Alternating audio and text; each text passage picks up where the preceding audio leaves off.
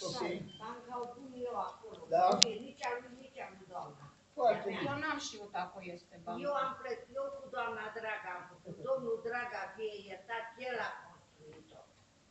Și eu i-am dat bani pentru stânduri și făcut. Uite, ia bățul ăsta care l-a folosit deja la că Hai să-i facem. Da, așa, facem așa. Facem, domnule, de ce Da. crezi că dumneata, numai dumneata ai o poză la aparatul ăla? Facem toți poze. Hai, mă vrei de artistă? Aia e. Nu știu și... Alaltă eram ieșit frumos pe stradă, că avem amândoi, iată, Uite, așa? ce frumos ne filmăm unul pe altul. A început să mă jinăm că ea are dosar pregătit împotriva mea și noi am făcut absolut nimic. Săptămâna trecută au făcut conferință și au plănuit ziditul ăsta. Săptămâna trecută, că eu i-am auzit. Noi am fost tot timpul plecați. Săptămâna trecută acolo pe... Tu te și fai și tu, dar de aproape. Așa, de la 1 metru jumătate. De ce să nu? Așa, ne filmez și când intrăm în pivnița noastră. Asta vezi, stâlpule. Oh, Doamne ferește. Îi pe la o parte, mă. Nu îi dau, n-am voie. De ce? Le-i dau pe mă, pe el are voie să mă filmeze. Hai să luăm asta de aici. Nu-s bolțarii mei, nu iau, mie nu-mi trebuie.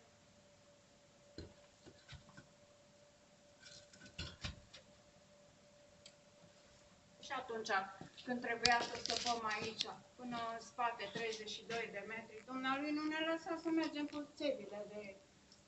Hai. Mai în stânga. Hai. Na, și ce o să faci cu pozele alea? Îți faci casetă și te uiți pe lumea aia altfel, să-ți vezi foștii vecini. Dar nu vezi tu ce caragios, Doamne,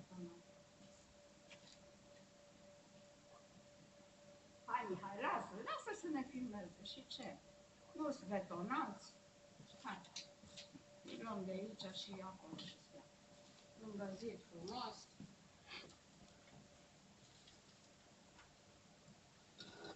Să ne arăți autorizație. Ca de obicei. Nu e acolo să-și o pună la unde. Anul trecut a venit prințesa Dobrătă și a făcut de bolovan.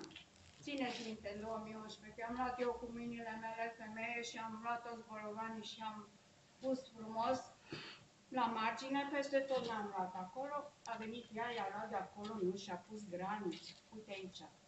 A săpat ea. Măcar dacă a săpat, dacă făcea la jumate, dacă era. Vrea să împarte ceva cu cineva. Pune acolo. Uite-i vezi, sunt întregi, scumpule. Așa. Nu i-am spart. Sunt absolut întregi. Nu i-am distrus, nu i-am mâncat și nici nu i-am luat în casă. Întâmplarea face că avem ce mâncăm. Nu mâncăm bolțari. Așa.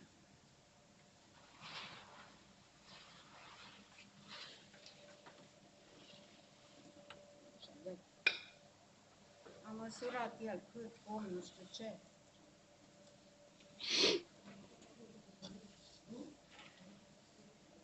Păi se vede că n-are treabă. Nu are treabă, că și filmează. Și ce dacă? Vedeți că o să câștiga și premiul Oscar cu filmul ăsta. De mama de ce? Păi...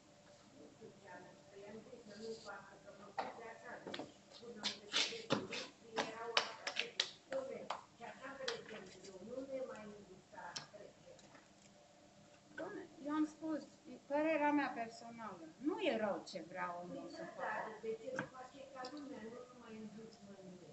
Și de ce nu întreabă întâi? Întrebat și făcut și zis, hai domnule,